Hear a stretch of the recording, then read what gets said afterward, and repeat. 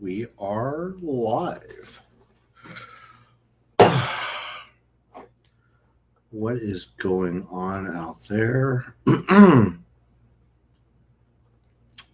How are people doing? Brian will be joining us here shortly. But yeah, just got back. I left at San Jose at 7:30 last night and took the red eye. So, I'm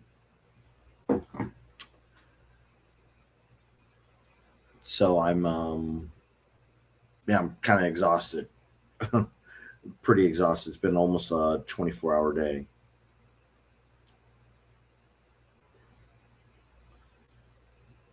One second.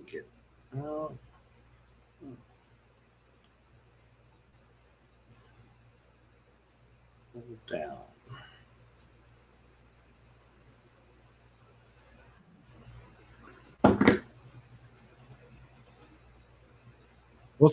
Wrong studio.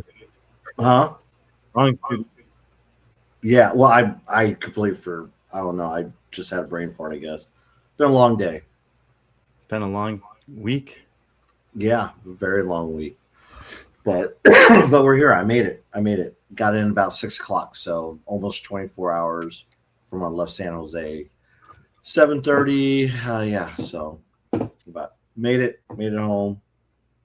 Well, it took me over a day to get from Kansas City to Chicago. I know, which is funny because that's only like 6-hour drive.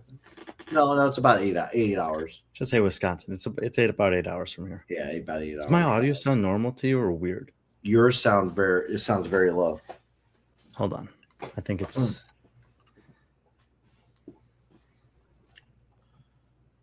that's strange. Strange. It doesn't sound at all how it usually sounds. With the settings look like with you to Kansas City? No. Oh. Interesting.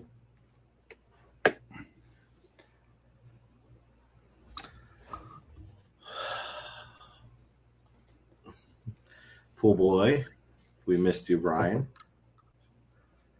Yeah, saw your comment, your question. It sounds a little better now. I think it was unplugged. Yeah. Does it sound more normal for you now also? I mean, a little bit. I don't know. It sounds like you're talking really softly. Hello? That's better, I guess. My favorite Pokemon, Mike, Pool Boy. I'll have to think about that. Yeah. Probably Zapdos. Pool Boy was probably the super fan of the weekend.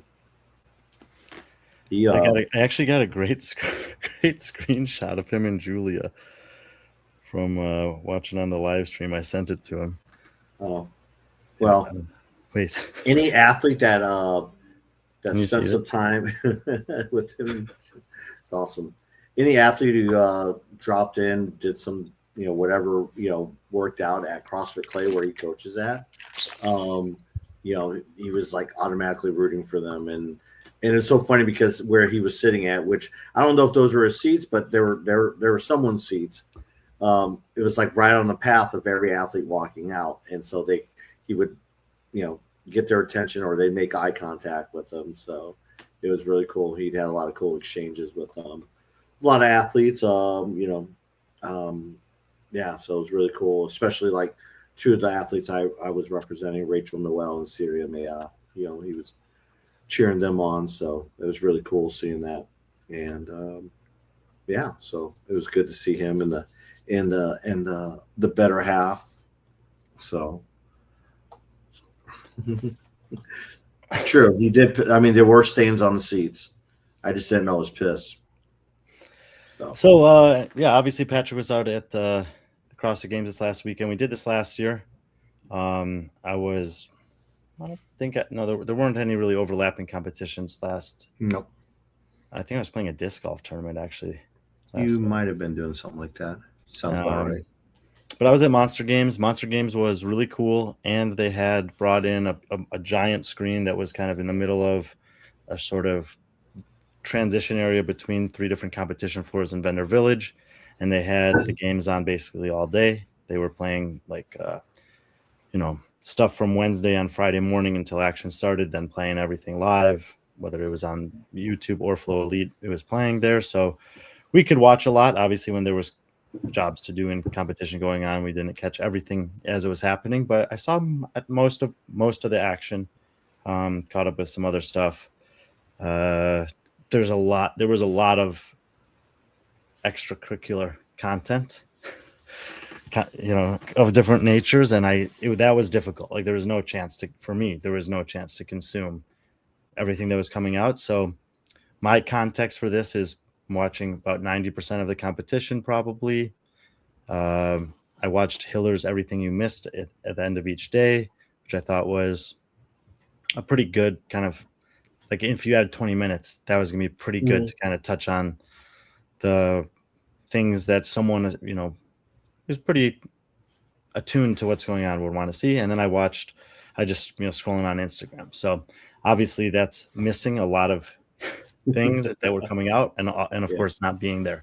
So it's fun to do these conversations when we didn't have the same experience. Yeah. I mean, I probably watched, I'd wake up every morning about 7 o'clock, which is, if you know me, that's early for me. But then because because it's West, it feels a little bit more like 9 o'clock. So I know. So it's kind of right on point, which was great because I was waking up right around my time.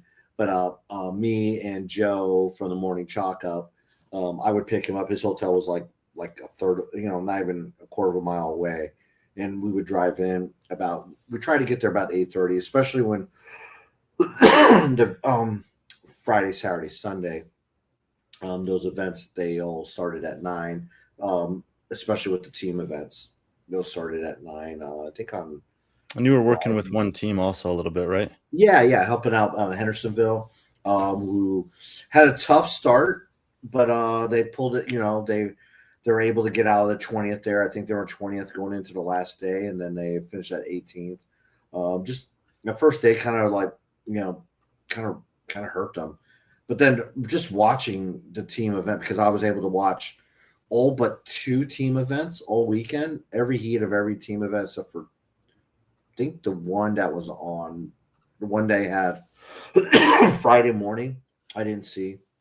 But then after that, I saw all of them, I guess, after that. But there were some good teams out there. I mean, teams I didn't even know very, very much about. Is this your screen? I was going to show this. That's yours. Oh, no, mine's.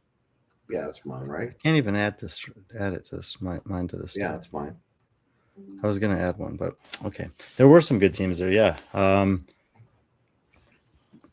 it was not, they did rebound where they ended up finishing 18th, but. Sorry. Did you freeze? No, I was just trying to do this. Dude.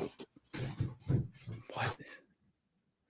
Why doesn't this fit in the box like it used to? Here, I can do that. Yeah. There, try that. This team from New Zealand, Kia Maya. Yeah. God, one of their fans, I think, posted something like, because they were my biggest miss on the team side of things. And he's like, "Hey, Brian, why don't you uppercut yourself in the face?" Okay. I think that's like in New Zealand. That's that's adoration. That's love. Something like that. Yeah. But this was that was cool to see Angelo get that win. Sam and Zoe. I don't know Molly as well. I have got to talk to her a little bit in Mayhem and this year and learn about her affiliate. But that was really cool. And I think they were. I mean, I know you went with. I mean, it's hard not to go with the defending champions, but I think on paper, I think the fans wanted Whip to win. Oh, for sure. I mean, just in general, the U.S. crowd's not going to be rooting for a team from Norway over these top 2 teams from. Yeah. Basically, they're both, coming out of Mayhem. Yeah, I mean that was the storyline. Whip. Whip is a Mayhem, affiliated team. But Well, it's it just, was CrossFit Mayhem the last several years, or those athletes were competing on a Mayhem team for several years. yeah. But it was so funny because after last year, after they finished second, I ran to Zoe and Sam in one of the terraces, and I'm like, hey, second place, you're going to run it back next year. And Sam goes, no, that's it. We're done. Angelo walked up and he's like, yeah, we're done. And Zoe's like, looked at Sam's like, I don't know. But then when I was talking, when I talked to Angelo a couple times this year, obviously Zoe, Sam, they did crash as individuals. They've done, and then I think Angelo. that Sam's little trajectory over the last couple of years is something that is worth noting. Yeah. I feel like his just these little forays into the individual competitions and fairly high level ones. And granted, he's getting basically invited to CrossFit Mayhem, the Mayhem Classic. semifinal, which is, but I feel like that has helped him on the team side of things. And you see some of these athletes that you just like team through and through. Yeah. And then they sometimes go out, do a little individual come back, and they can contribute in a different way. Well, I mean, when I talked to them, they said they made a decision going team where they were just kind of hanging out up in Michigan, having a couple beers, and they're just kind of like, you know what, we should do it. And then they're like, all right, okay, we'll do it. And then I guess like the next morning, like, did we just agree to go do a team, run it back as a team? And they're like, yep. Like, all right. So, Angelo left the fire department. They created a position. He's the head of Mayhem Hunt programming, and then he's been coaching Paige and a couple other athletes too. And that's the best. I don't know. I think that's the best I've seen Angelo. Like, I think he deadlift. I mean, he PR'd his deadlift. Did he hit 600 pounds like Zane? Like Zane did? I don't know. I didn't. I just know he PR'd it. That was pretty crazy from Zane. Oh yeah, definitely. I mean, that whole. I will say, that event and the event after it, which had the burpee, not the burpee, the box shuttles, the box jump shuttles. That with the snatches, that was the most. That there was a loud crowd for that. It got pretty loud and exciting, especially since that was basically, it was a waterfall. You started off, and it just progressed down. And it just got more and more exciting. And that one actually had a lot of excitement. A lot of fans stuck around and watched that. And obviously, Oslo. In general, what percentage of the fans that were there for the like at the biggest moments for the individuals were there for the biggest moments for the teams? I think the last day, a lot of them were there because there's a Sunday had a bigger crowd than Saturday, which is really, strange. Usually Saturday. I mean, when did the teenagers and adaptive finish? Good call. They finished Sunday. I just don't know time. But you had to buy a ticket to get in. So like I said, I don't know. But the staff, even the staff that was working at competition, if they had just migrated over, there might have been 100 extra people or 200 extra people that maybe filter into some of those seats lower down. That makes it feel more fun. Because throughout the whole week inside the SAP, because I just got to say, like, it's hard to imagine someone, like a huge amount of people just showing up on Sunday out of nowhere. I don't know. Yeah. I mean, yeah.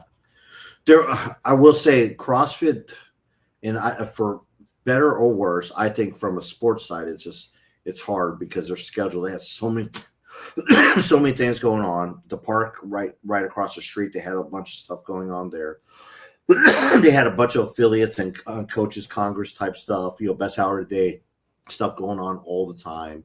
And there was just hardly any, like I said, the longest break we had, like I stayed for all the teams events and every heat of individuals.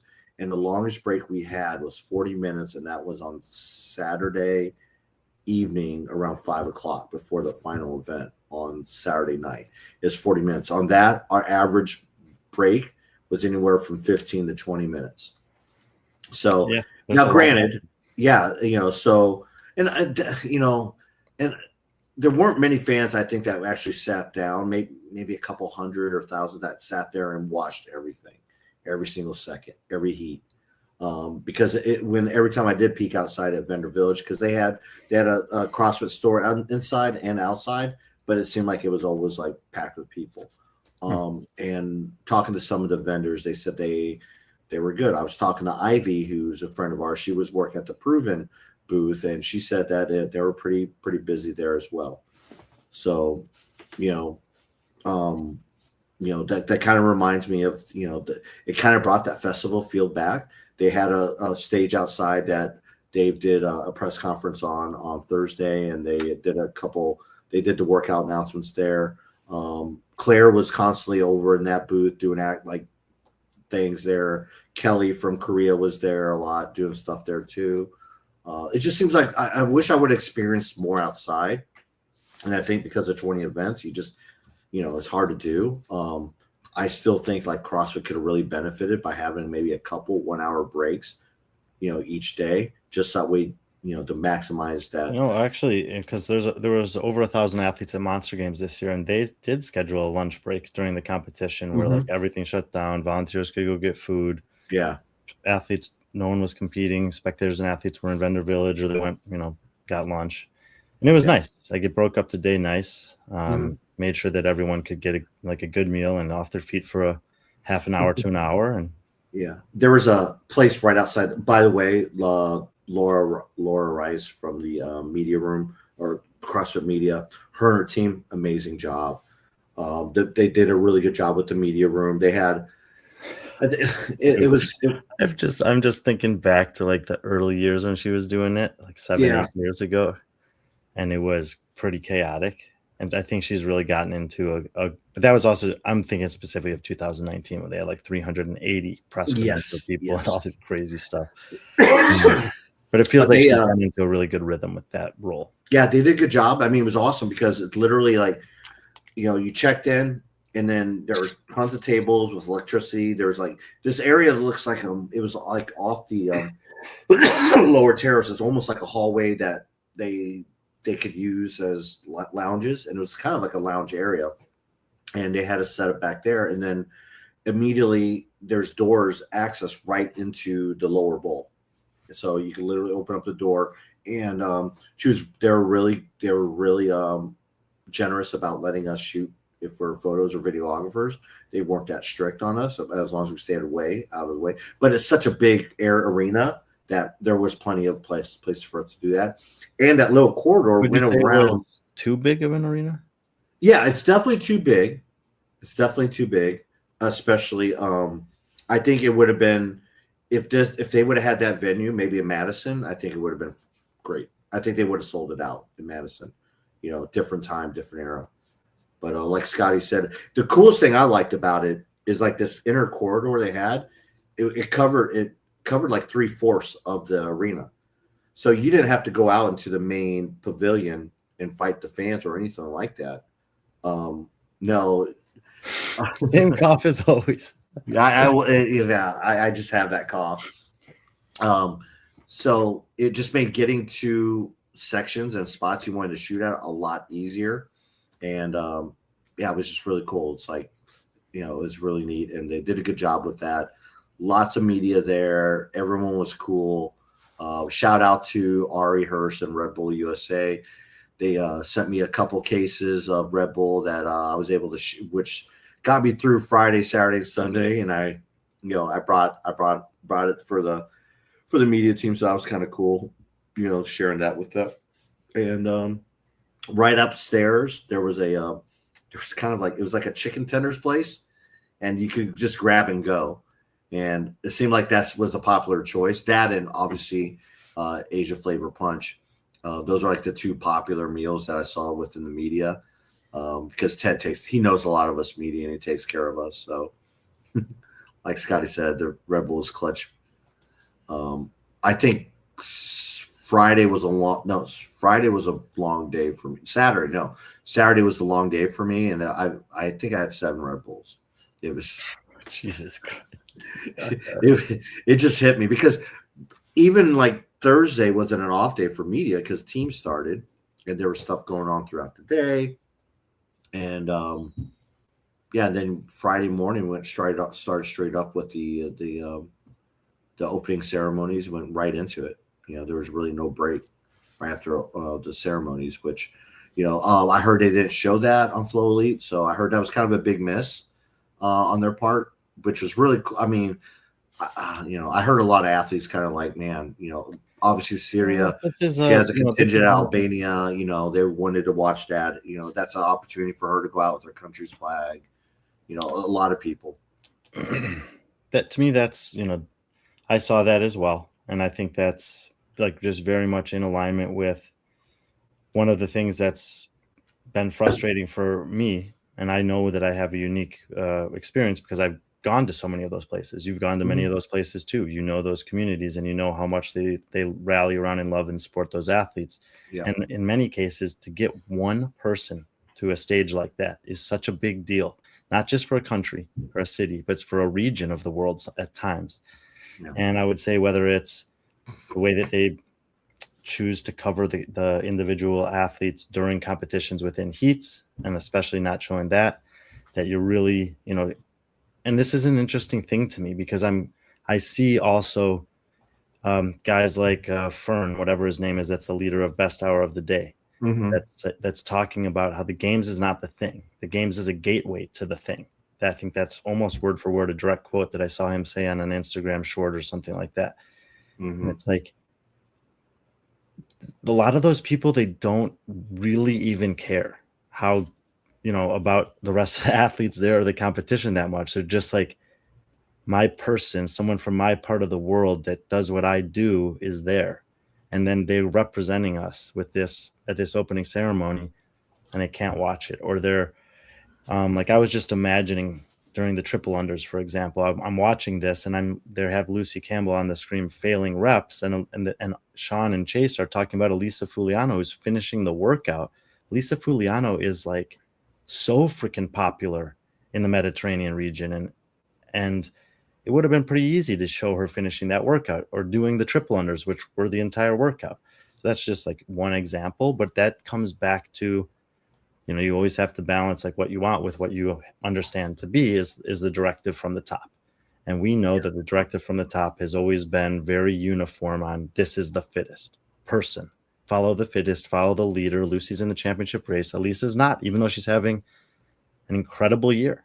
Best year that she's ever had, best finish an Italian athlete's ever had, inside the top 10 by the end of the weekend. A moment where you could have easily covered her. You wouldn't have missed anything. Lucy was still whipping herself with the rope, but after she finished and celebrated. Yeah. So, yeah, I would say that's a miss. And that's just, to me, that's just a byproduct of Dave not having that same perspective. I mean, I don't know. I really can't. That's just me. I just can't put that on Dave because, Dave's not watching the broadcast. He should be watching the broadcast. I watch every one of our broadcasts. No, I'm just saying while it's happening. He could say, hey, let's stream the opening ceremonies.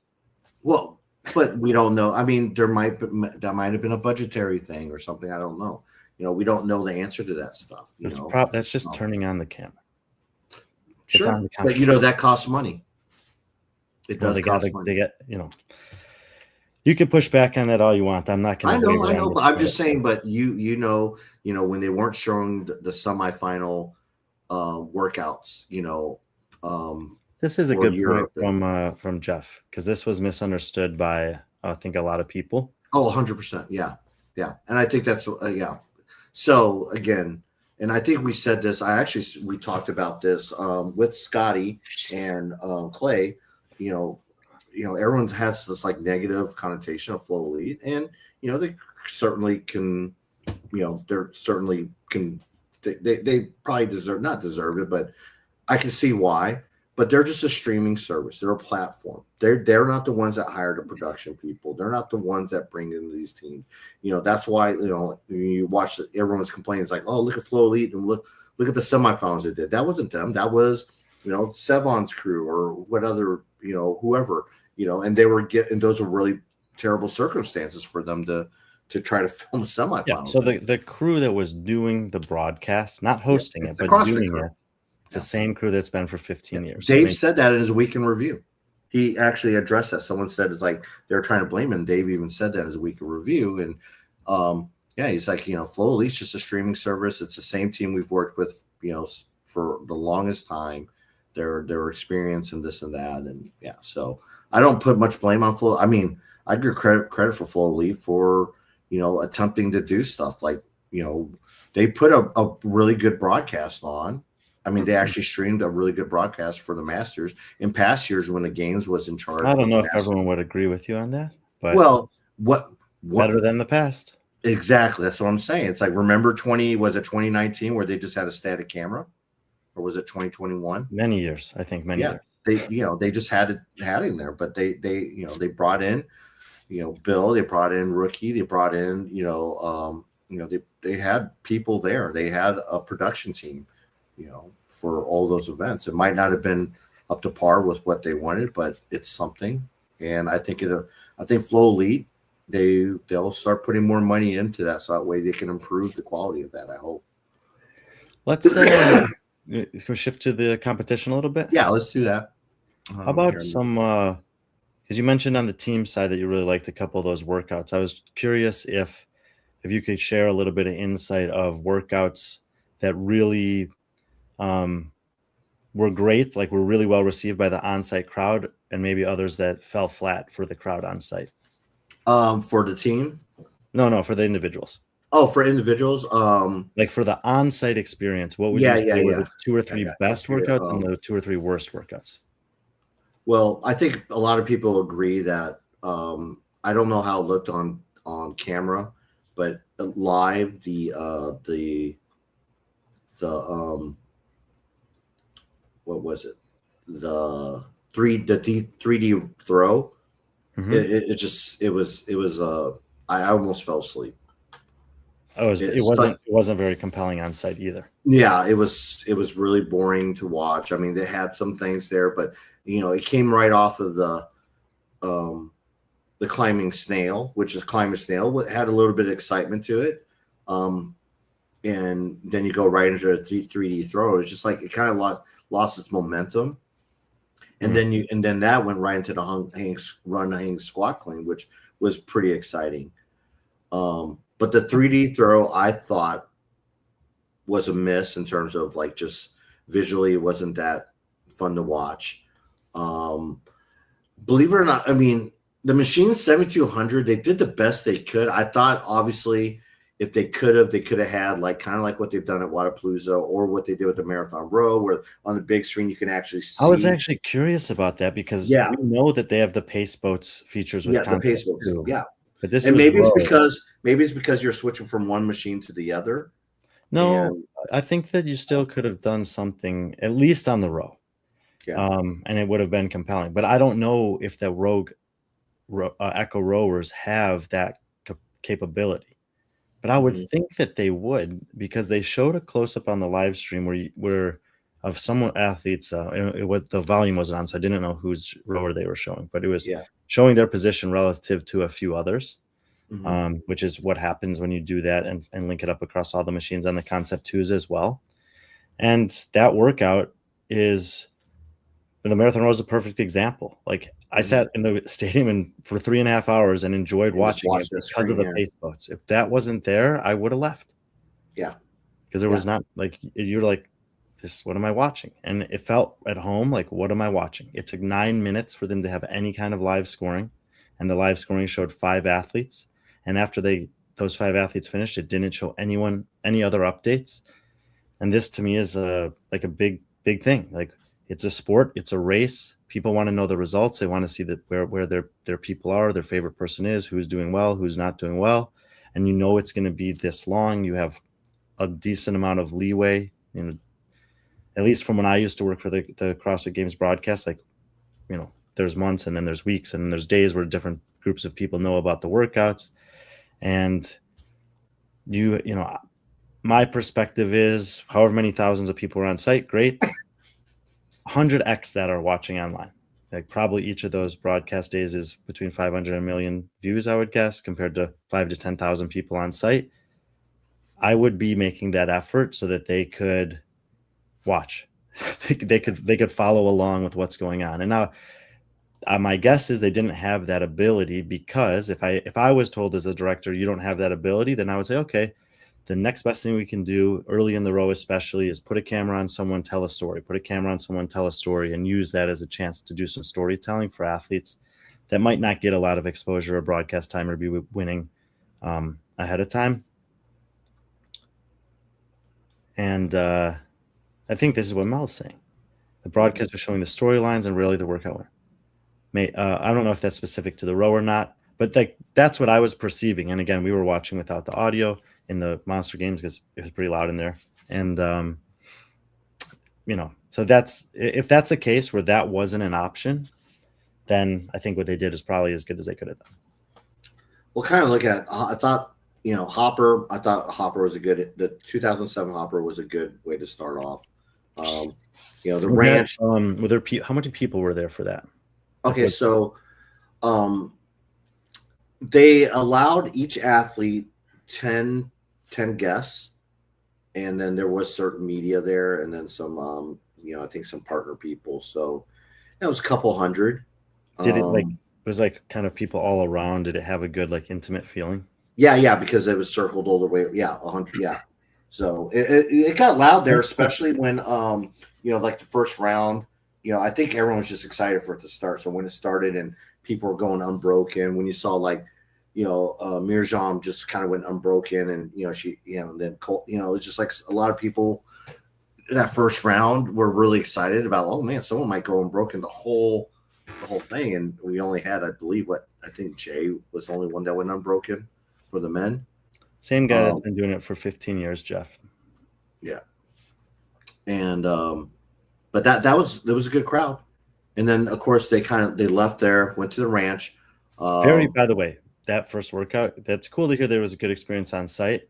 Yeah. Very, very difficult to follow online, but also the circumstances they were given, very difficult to cover that many athletes that wide of a field to play. Yeah, a lot of the criticism that they got for the broadcast, I mean, some of it I'll give a little bit of a pass because just what they're dealing with out there. I mean, and again, the stuff that you would want would probably cost a lot more money.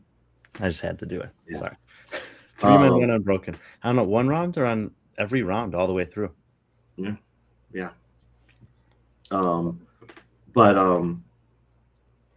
Yeah, I mean, they went to the ranch, which thank God for everyone was there. It was kind of a break for all of us, so. Was this so there was no music during the first event? Is that what he's asking about? Correct. Yeah, there was no music there. There was no DJ there. If it wasn't Hamilton Road, it's the guys who were Hamilton Road. I'm not sure what their company is called now. All right. I thought the CrossFit Total, having all the athletes there, and especially as, when they did that they did at the ranch in 2020 with 5, and when they did at the games, you had the whole North Park, so it spread out. So it was a little bit easier to see some certain things, but it was so close and confined. It was just so hectic and to watch. And plus that something like that, when you have that many athletes, you kind of almost need to have tiered seating to watch it, and instead of people just all trying to pile in and try to get to watch what they could. So that was kind of like with Bayfront at Wadapalooza, they figured that exactly. out over time, and they built up more and more seating, and it made the environment much better once they did that. Yeah, the grass track race. I mean, a lot of people stuck around and watched that. But it was boring to watch. But then until you got to the last 2 or 3, I wish there was something a little bit more on site to kind of let us know what lap they were on going. Same thing on the broadcast. And you mentioned the budgetary aspect of it. That's a simple. The entire day one, no live scoring, and you had workouts where live scoring would traditionally be extremely helpful. 20 laps circular on the bike, the running and I think they were trying to use that black ohm, but it just wasn't working. Some athletes had already finished the trail run, and then they went to show the wide view. It covered the whole screen. They didn't even keep any athletes in frame, and then they showed where all the different athletes were. And even from where I was sitting watching, I knew that there were some inaccuracies on there. Sure. they tried something different. Yeah. And I think Hiller represented this well in his little recaps, 20-minute recaps. Like the first day for the people watching at home, it was pretty tough. There was coverage, but you couldn't really keep track of the races. And once they got in the arena, it was much more business as usual. I think I said that. I think I told you that. I was like, I think, I said, it's like, I think once they get in, they'll have everything. You'll have the rep counters. You'll have everything that the normal bells and whistles. And then they added some. Like I said, I really like the Overwatch camera. I thought the branding in conjunction with the National Guard, the Overwatch camera, and the mission brief was refreshing. Like those were. This is the first time I will honestly say, outside of when they had Noble and Reebok as title sponsors, that they tied in an actual brand, and made it work. Like if I was able to, I flew back on one of the fights with the Air National Guard guys and marketing guys, and they were extremely happy with them. Like you should be. It was really well done, everything they did. And I think in terms of the return on investment on that, I think they have to be extremely happy with that. In that case, it's been a while since we've had that, and they weren't even a title sponsor, but it seemed like they were. They were Air National Guard was everywhere, which was good job on them. I mean, they really leaned into that partnership, and they're doing a good job with it. I will say before Wednesday, they did the right thing. When everyone knew the pool, they said it was just coaches and athletes, but everyone just kept on walking to the pool, and they're again turned away, and everyone knew that was going to happen. Then, of course, just like, CrossFitters, they're like jumping on chain link fences, trying to pee. There are people, I think as Pat Sprague, they had a fire truck in the back end, and Pat's like, I'm going to go grab my – people are trying to step up on the fire truck, and Pat was like, I'm going to go get my truck and bring it around. You guys can stand on it and watch. And when he left, that's when Dylan went on the mic and he's like, hey, we're going to open up the gates. Everyone can come in, but they have to stay behind these standards. And I thought that was an excellent move. I mean, way to adapt and make that happen. I also, you told me this, but it sounds like Dylan and Kiki did a great job. They did amazing. Which certainly would enhance the experience for the people on site. During the swim event specifically, it became apparent to me that Sean and Chase weren't calling the action from the pool. They were looking at the screens, probably similar to what maybe a few different additional views. And there was a little bit of an audio issue at times where Dylan would sound louder than Sean and Chase, then it would be completely silent, then they would level it out. I was enjoying the action being called more from the people who could see the athletes than the people who couldn't. It had nothing to do with who was doing it. It's just easier to call the action when you can see the field of play. Yeah, it wasn't just Dylan and Kiki, but Joshi and Stella did. They were calling the teams in the earlier heats, and those four. I think it's the most. It was probably the first time I really noticed this. The MCs involved with the storytelling, and they did awesome. There are certain instances you could tell they did the research. I have something I wish I. So I have. What I try to do is at the end of every games is I have the champs, men and women, sign something unique. Last year, so I went to Dylan and asked him if he had the heat sheet for the final heat of men, and he had it, and it had his notes on there, and with each athlete, and then I had him sign it. Then I had James and I had Amy sign it, but you could see right there, like his notes were on there, and it's like, at that point he knew what the storylines were. But they did a great job. They did a really good job, and keeping the fans engaged too. And I think really the only thing, like in terms of excitement, it varied from men to women, because I think the excitement, for me, I thought the jump pull yoke, for the men's side, it was exciting because James came out. It was the last event, and he dominated that one. But on the women's side, it kind of fell flat. Like I don't know if the yoke was necessary. I thought the triple pig, it had. I loved the rope, the legless rope climbs. It obviously was a problem with a lot of people. That was on the climbing snail. Oh yeah, that was climbing snail. Sorry, that's why I meant the climbing snail. Huh? I think the weight vest was necessary in that. Probably not, but again, sponsorships, is the Rogue belt. I mean, Rogue. And it's just it's the games. I mean, it's Yeah, it's meant the to be games, it's and meant I to think be you a had to, little bit more you know, difficult in a few different ways. yeah. I mean, obviously, it didn't really do anything else. I mean, the only thing that played a factor in was maybe the rope climbs on some athletes, but unless you're Alex Kazan, who they did use 16 instead of 14 pounds on those the weight Ooh, I limit. like that. The Yeah, women's best were 16 pounds. correct. I like that. I'm a fan of Yeah, that. Dude, yeah, at Monster Games, not that it matters for what we're talking about, they had sure. 40 and 30-pound weight vests for a 2-mile run and 75 and 60 cal row in Yeah, the sun. It was brutal. Let's switch. Let's look at the athletes a little bit, but I want to. Everyone sees the leaderboard. I didn't get to do the show with Hiller because the tornadoes struck Chicago. My flight yeah, got canceled yesterday. We had to postpone the show. His power's still out, so we just decided not to do it. I had to get home anyway. Got some. He's got some other stuff going on.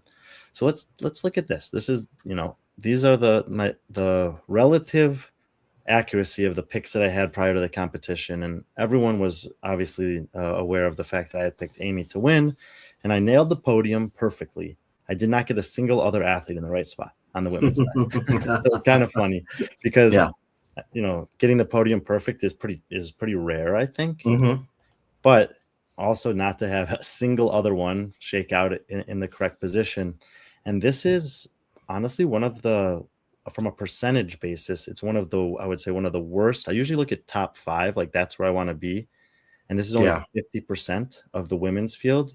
Usually it's when years ago it was like 85%. It's drifted down to like 75 to 80% being more typical. The fields are getting more difficult to project because the athletes are competing in a lot of different places. Some of them don't compete very often at all, and there's a lot more athletes in the field, so it's sometimes harder to assess. But um, I think that Miriam Van Roer, we had some questions about her already, Mm-hmm. was clearly the biggest miss. And the other ones down here are just athletes that withdrew. Yeah. Um, and she put up a post that's like, was kind of in alignment of what I was thinking and what we had talked about, that maybe, she's doing all this other stuff and she was competing at European championships a couple weeks before, while a lot of other athletes internationally were already either here or specifically prepping for this. She doesn't have a coach. Almost everyone has a coach. Actually, when we get to the men, we'll talk a little bit more about coaching, I think. And the field was definitely better on the women's side than last side, but it just sounded like she was not able to tap into what she usually is able to do. It certainly looked that way. I think she was ill prepared for the volume of running and that that we are used to seeing. Maybe just the volume in general, because The last year's volume in CrossFit general Games too. at 10 Exactly. is the biggest Yeah. competition she'd ever done before. Exactly. Yeah. That was 3 days, 10 workouts. This was Mm-hmm. over a 5-day period and twice as many. Yeah. So I think it's just a new thing for her. She's very good. 100%. Obviously, she's still very good online. She Mm-hmm. beat Amy Kringle at French Throwdown. I think that's the thing that's like really difficult for people to wrap your mind around. Sure. She's the only person that's beaten Amy in a live competition this year. Amy won WFP. She won the games. She didn't win French Throwdown. The one person who beat her couldn't do anything in this competition, basically. It's almost kind of like when Jason beat Justin Medeiros, Good comparison. at Yeah. MAC, and And everyone was everyone like, else. "Oh, That was a big men's field there. yeah." And then what did Jason kind of fell kind of flat. And that's I think that's a good segue into some of this other conversation. Mm-hmm. Is that this competition, the CrossFit Games, historically, but specifically this year, like this is a totally different thing. And you could be very good at very many other fitness competitions and really get exposed at the CrossFit Games. Mm-hmm. And even though Hannah Black withdrew, so it's like, that's another good example of that. She's been getting better and better and better in all these other types of competition, and she was just not able to do it this week. Yeah, I mean, Scotty brings out handle the volume. I think it's a mixture of both. I mean, it's not. I mean, when it comes to CrossFit competitions, she's not used to so many runners. Everyone assumes because she came from the high rocks world that she's a great runner. She's one of the worst runners when it comes to the elite 15 runners. She makes up all her time and all does well because of the machines. And guess what? We had a lack of at this year's games was a lack of machines, especially machines that, and I think by the time she had machines and, it was a little too late for her. Do you fall on the side of Hiller that the 20-lap bike race is a machine or not a machine? It's definitely a machine. So obviously the machine mattered for the bike race, of course, for machine 7200, and probably for Echo Thruster. And that's about yeah. So. And she didn't do well in those, And I think the volume got to her. Also, the momentum. And overtraining, like you said, too. And I also think that the momentum of the weekend is like amplified in a competition like this, because there's a couple outliers. I would say Olivia Kerstetter being the most notable. Yeah. But most of the athletes that got off to a slow start were not able to recover much movement up the leaderboard. They were just kind of jockeying for position. There wasn't a lot of trading heats. Yeah. There's a couple. Yeah. There was Olivia is the perfect example of that. Alexis battled all week and found herself in the top 20. At one point she was 28th, and she was there for a while, and it didn't look like she was going anywhere, especially after the squat clean run. I was impressed with her attitude. She seemed to be enjoying it. She seemed even when she was in the mid-20s in the middle of Saturday, she was out there during, I think it was the snatch, where you could kind of see the athletes waiting between the rounds, and she was smiling and hanging out with some of the girls and having a good time, which was good to see. Her, it's not what she wanted. She put a post up about it, but she didn't let it show. She was still just she was in the competition, and that's the thing.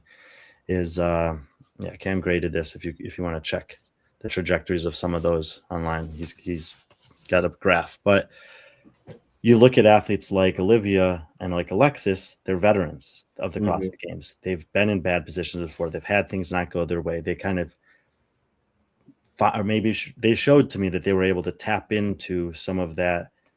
Okay, this thing's not over yet. Like, there's still 2 more days. There's still 3 more workouts. There's still more opportunities, where other athletes, it's just human nature. Like, when you're not doing well, like I would say this is probably Anyola Kai. Yeah. Watch Anyola Kai in London at WFP. Watch him at Saturday and Sunday at the CrossFit Games. It's different. He was feeling good. He was riding high. He was taking down big guys, and he was doing better and better and better. In no world did Anyola think that he would ever be in the bottom heat of this CrossFit Games. Actually, the video that Hiller made with Amy today celebrating her win, he says that I'm not a bottom. I'm not a bottom. Yeah, I'm not in the first heat. But once he got there, it was like, and he didn't have that same confidence that we saw from him in London. So, yeah. But you're right. There are very few. It's kind of, obviously on the women, I was more vested in the women's side with Rachel and Syria. And Rachel was one of those athletes. After day one, she was at 28th, and she was trying to fight to get into the top 20, and she finally cracked the top 20. And kind of the last 2 workouts didn't go in her favor. And then you had someone like Syria, who she was trying to stay in the top 15 and made some moves. And there were athletes there, and Olivia is a perfect example. It's like, I need to make it. I got to get into the SAP center, and this is why I'm so against cuts. Because if in past years you could have had Dave cutting after Wednesday, or after Saturday or Friday, yeah, and then you would have never saw what Olivia did from midday Saturday into Sunday. I hope that conversation gets back to Seth Page and the people with the athlete council, because it looks like there's an initiative to expand the field again, but reintroduce the cuts. And I don't think Dave. I think Dave is completely happy with 30 athletes. I feel like 30 is great. I think it's perfect. Yes, I wanted to show this part of this because we showed a different distribution here.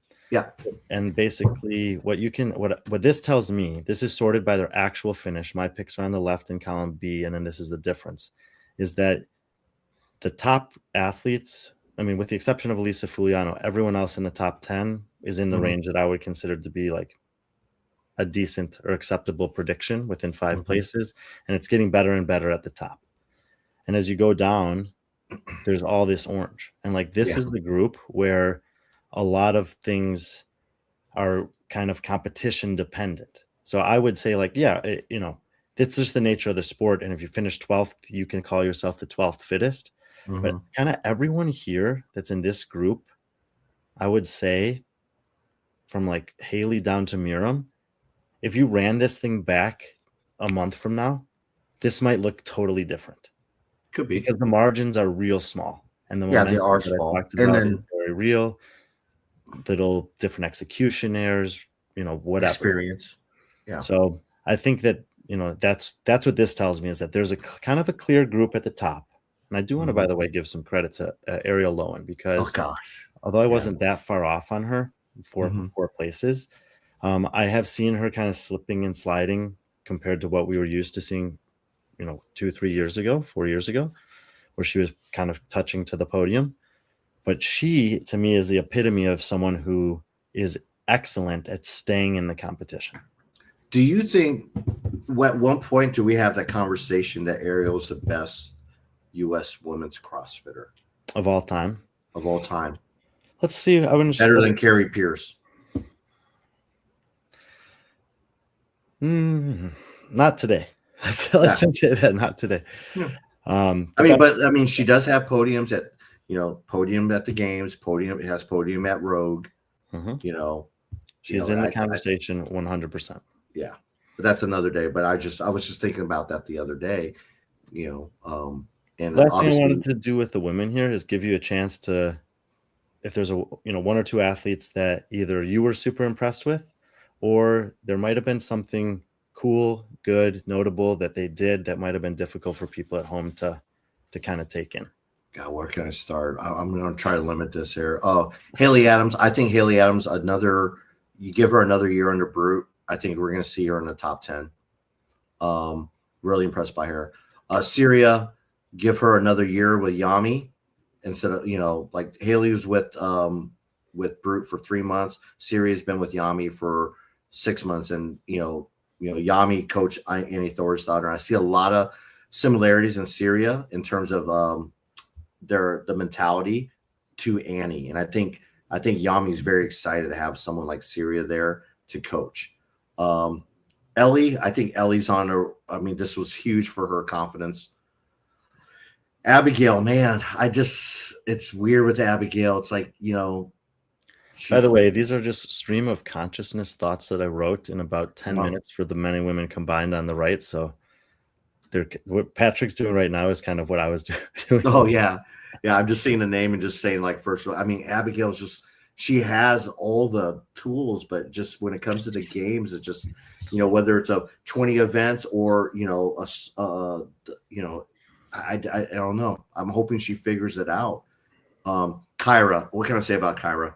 Man, that's what I said. I underestimated Kyra all year. Yes. And she's let you know that. But I think with her, I think the biggest thing is a shift in her mentality. And she's not sitting there as like, well, this is badly programmed for me or whatever. She's facing these things and she's doing great. I mean, on paper, Kyra Milligan from like 2 years ago or even last year, she would be bottom half of this, especially with all the running. But she didn't. She was tough. And at one point, she was right there, I think, with heading into Sunday, like cracking the top 10. I think at one point she was 9th. I do want to make a note because it's pretty obvious on the men's side, but it's not so obvious on the women's side that she was the worst finishing athlete out of the Torian women at 15th. Yeah. And, you and I have often talked about, like, how do you, and I think this was also in the notes that's been posted that the CAC might be looking into, but how do you kind of allocate qualifying spots? And I would say that if you have 3 qualifying spots, which is what Oceania had this year, and yes, Ellie and Justin went there and Justin didn't even take one of those spots. No, he didn't. No. Yes, Kyra went there and took a spot, I guess. But either way, all the athletes that came out of there finished in the top half of the field.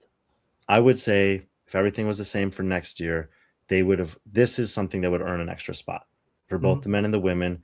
And basically what you're doing is like you're opening the door a little bit to say that next group of athletes, let's give one of them a chance at the big stage. Think about Syria Meha. Like if she was in Oceania and she just couldn't make it, she's finishing fourth, she's finishing fifth, she's finishing fourth. And everyone that's beating her is finishing in the top half of the field. It's like, let's give them an extra spot. Let's see how the next person does there. So I would say that if I was CrossFit, I would be making a note. The qualifiers auditorium, all male and female finish in the top half. If we're going to do something differently in terms of the spots next year, they're a place that could potentially get one. And I think we can maybe identify where we would take one from online, first of all. South America, second of all. Oh, and kind of go back to Syria. She was obviously named most improved. It's weird because most improved, it's there some years, there's not some years.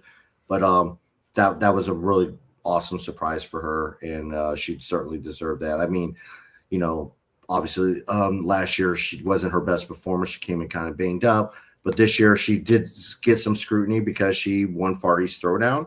And what did she do? She came in here and it's the highest finish ever from anyone from the Far East Throwdown. And a lot of times there's like a debate about the most improved. Should it be the person that made the biggest jumps on a leaderboard, or like let's just pretend that whoever took 10th last year on the men's side went up to 5th. It's only 5 spots, but is it harder to go from 26th to 12th or 10th to 5th? There wasn't actually much to debate this year on that. Yeah. The person on the men's side that I would say in consideration is Moritz, which we'll get to.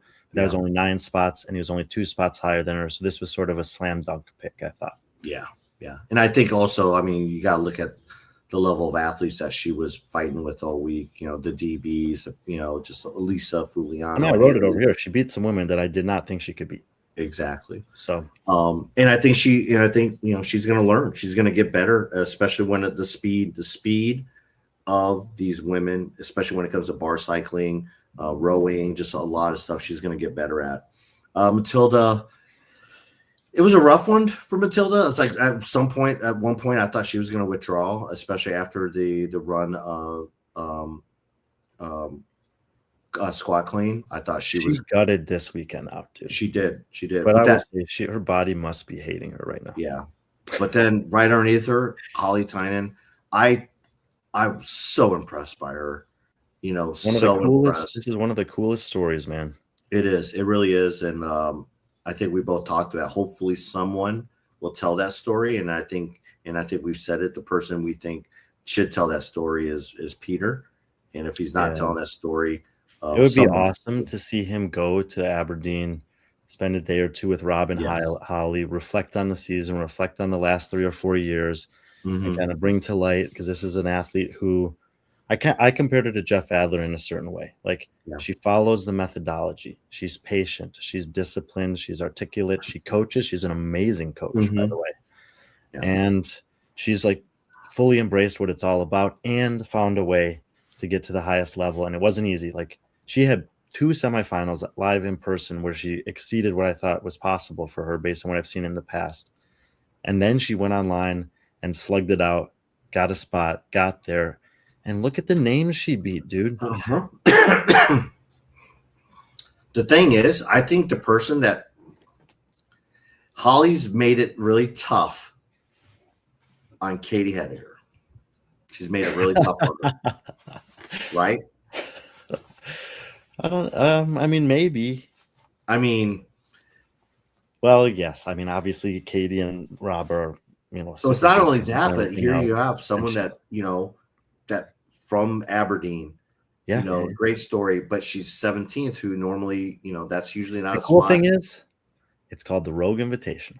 Exactly. Katie can do what she wants. Exactly. But it's made it hard on her because, she invites her over someone that finished ahead of her,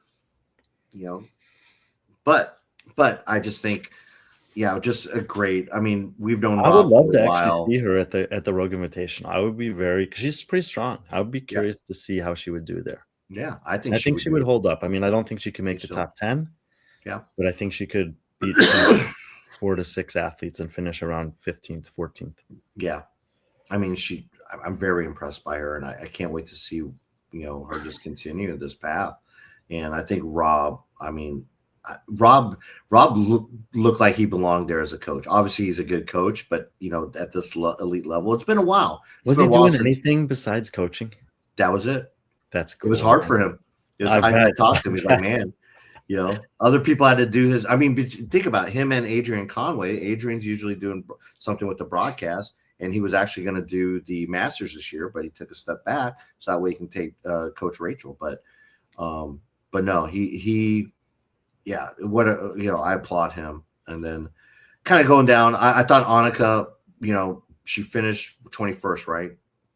Yeah, say what you want about Annika, and then Annika toughed it out. I mean, I think she was contemplating a week prior to the games, maybe even withdrawing. Her ankle, she had a soft brace on it, and then she was very, very careful about on the. She said just running downhill at the trail, it was like she said it was hard to describe. It was like soft. It was just really. She had to walk on those. There's no way she could run. And I thought, what a gritty performance by her to go. I mean, can't risk it there. Yeah, what a gritty performance by her. She wasn't very. I mean, I think she wasn't very happy that she finished outside the top 20, which I understand. But I think she can look back and just see she grinded, and especially with so many workouts that weren't in her wheelhouse. A lot more running than she's used to doing. 500-meter sprint, the running clean. Cleans, just For the most of the women that are in this bottom third here, Ella and Rachel Noel, let's skip Lydia. I think she was banged up. She should be in this next group up. But Miley Wade, Janie, Erica, that group in particular, like I kind of want to just close out this section on the women by saying what I did with Andrew at the start of the show prior to the games is like, don't feel bad about this finish. Like, they're gonna look back at this. Very difficult to qualify for this competition with the current format. Getting there is a massive achievement. Finishing the competition is a massive achievement. Mm-hmm. But you should, what you can ask yourself is, did I give it my all? And if the answer is no, don't beat yourself up. Say, why not? Was I mentally weak? Was I emotionally weak? Was I not physically prepared? Did I overtrain? You can ask those questions and go back to the drawing board. I also want to say that, usually there's about 75% turnover at the games year to year. So some of these names aren't going to make it back next year.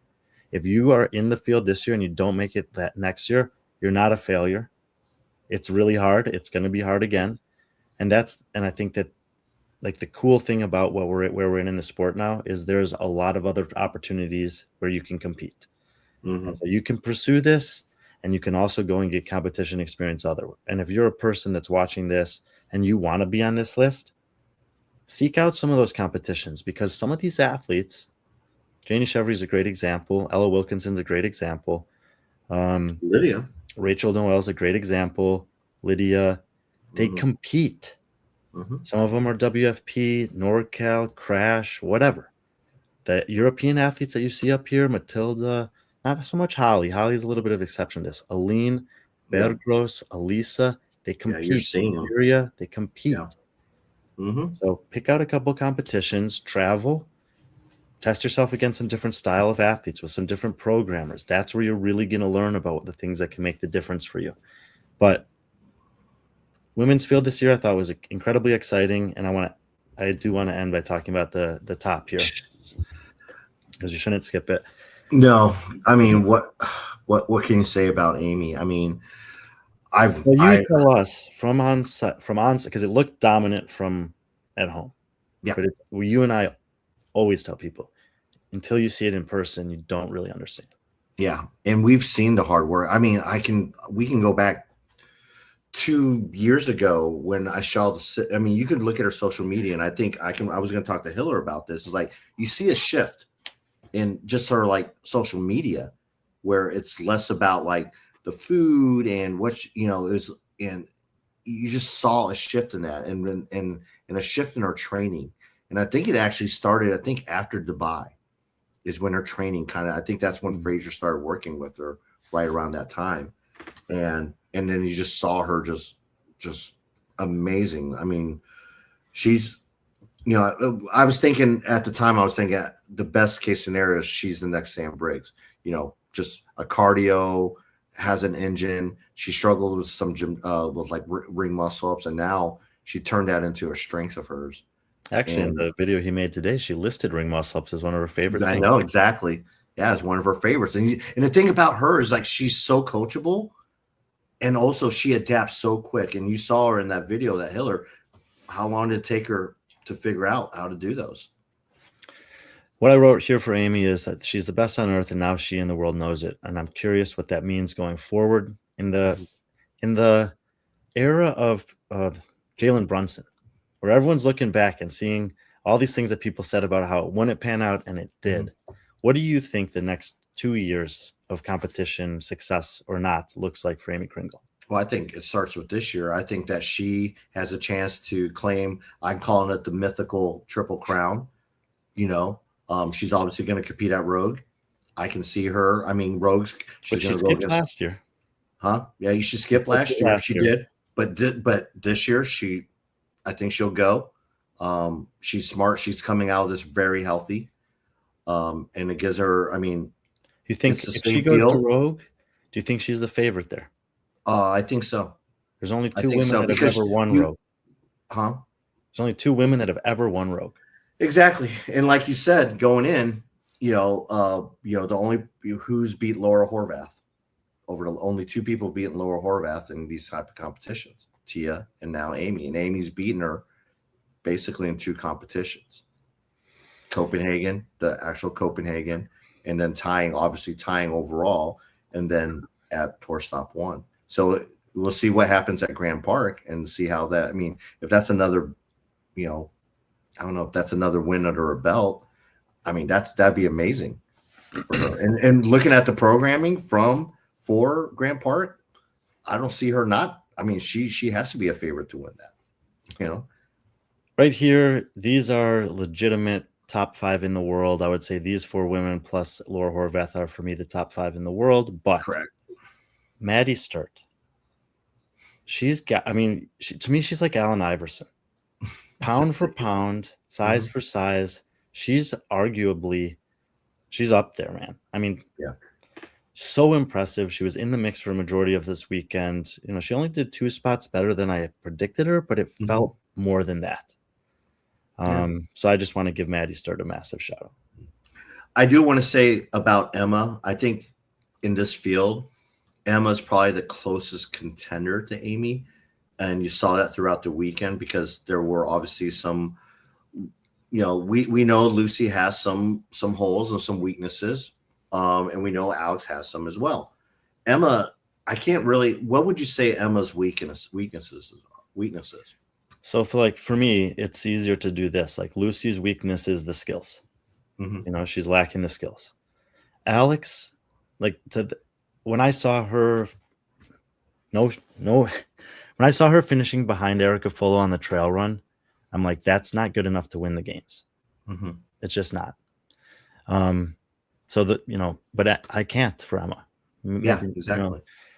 And keep maybe the top end, very top end strength, but that's not Justin Madero is 21, strongest in the field. Jeff Adler wasn't the strongest in the field. James Sprague's not the strongest in the field. You don't have to be the strongest in the field. You just have to be strong enough. On the women's side, it's kind of weird because Tia and Laura have been the strongest in the field and also been winning, but it's not required. Amy's not the strongest in the field. Yeah, she's the strongest deadlifter, but look at her squat, So I think Emma's right there. I think this is exactly the plan. I mean, Torres was wanting to win, of course. Emma was wanting to win, of course. That's what they were going for this year.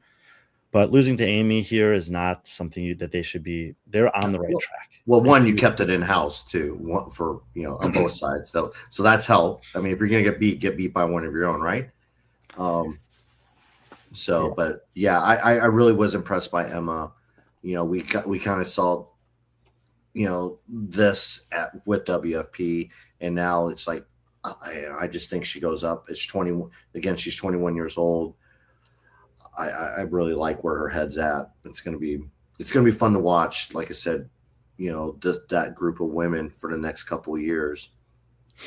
So here's that first view that I had on the men's side, and just for the percentages, this is more in the kind of modern era, this is more where my picks usually land at 77% within the top, within 5 places. Yeah. Not bad. Yeah. Again, I only had 3 exactly right, and it was a very weird spattering. The first, the last, and Ty Jenkins in 19. Like, and then again, you look here, 1 off on Dallin, 1 off on Jason, 1 off on Jeff, 2 off on Ricky. You know, these are the guys that we kind of know. We know they're up there. So that's not even like necessarily that impressive. Those guys are jockeying for those positions. And then I had on the bad side, I had basically massively overrated Quinn and massively underrated Colton and Moritz. And Moritz is where I would like to start by getting your perspective, because you've watched Moritz many times, covered many competitions, had many conversations with him. I think this is the best he's ever looked, but I want to know what you saw from him on site that made it that way. I think Moritz, for the first time at the games, Moritz was himself.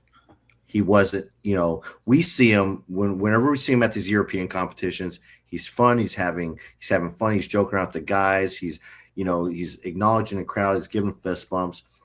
I never saw that in any of the games, whether it be Madison. I didn't see him in Dallas, but Albany, I didn't see him in Albany last year, but I saw it this year.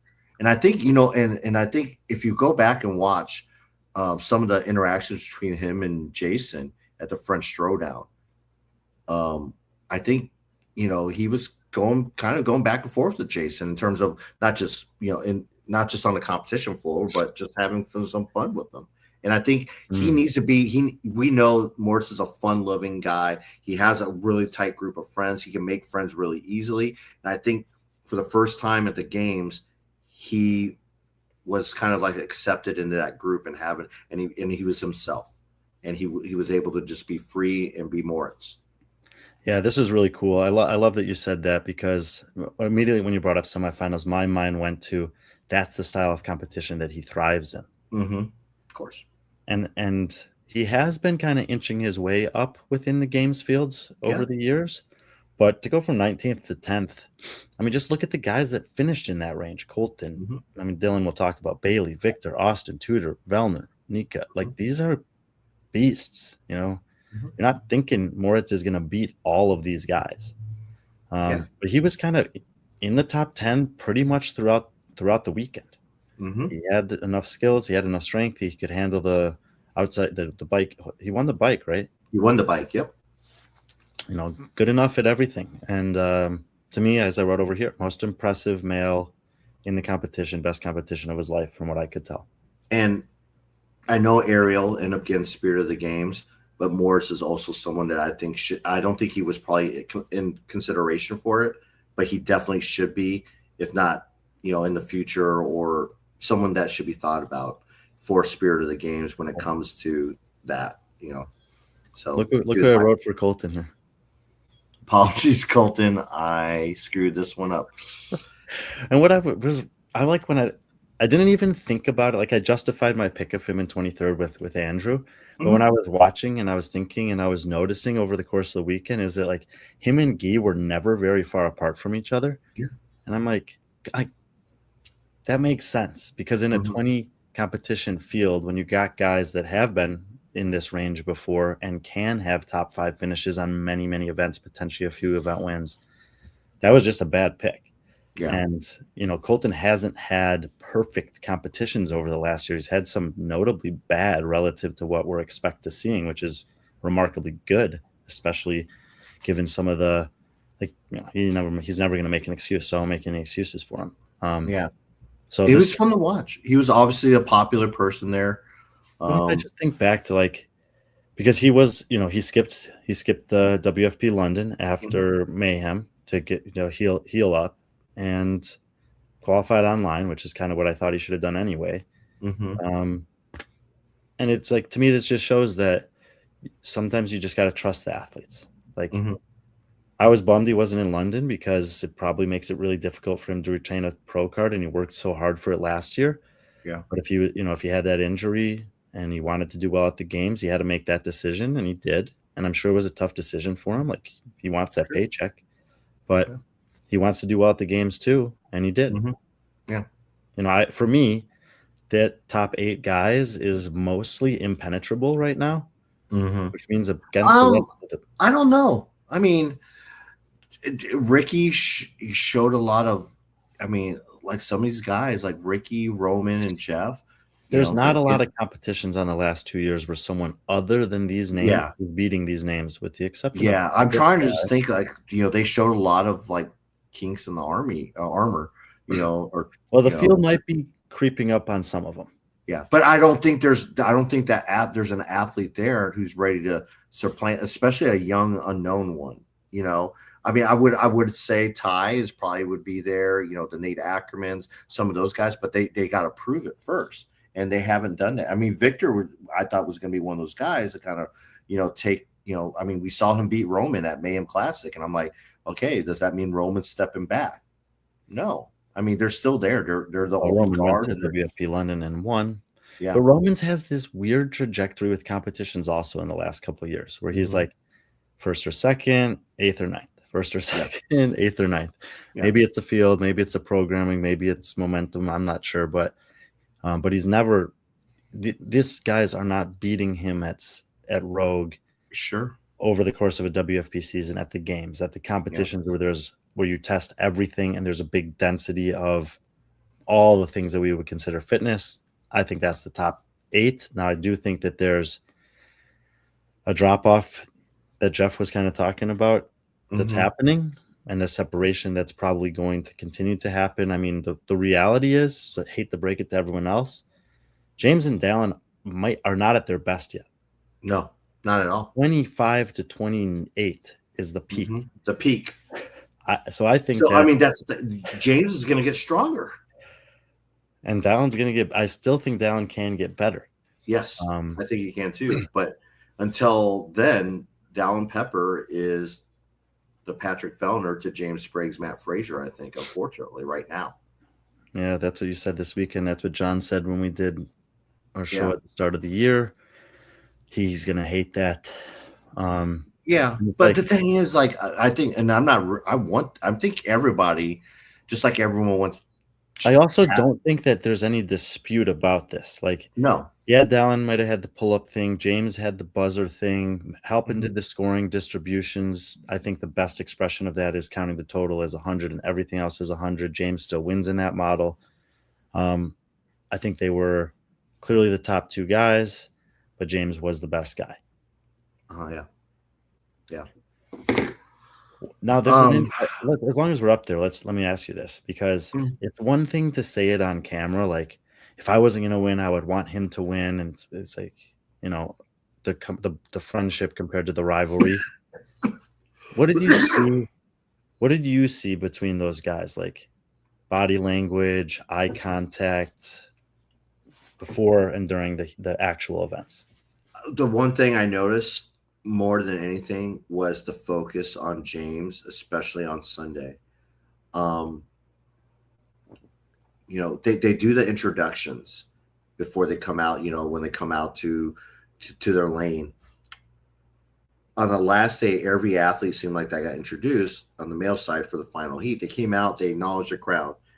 When James came, he didn't even look at the crowd. His eyes were focused on the lane, and he wouldn't raise his hand, anything. He just ran straight, almost a dead sprint to his, with his rope or whatever in hand, and would go straight to his lane. Because he was the last one announced, he didn't have any time for that. He had the least amount of time to the start, so he had to get there quick and get set up.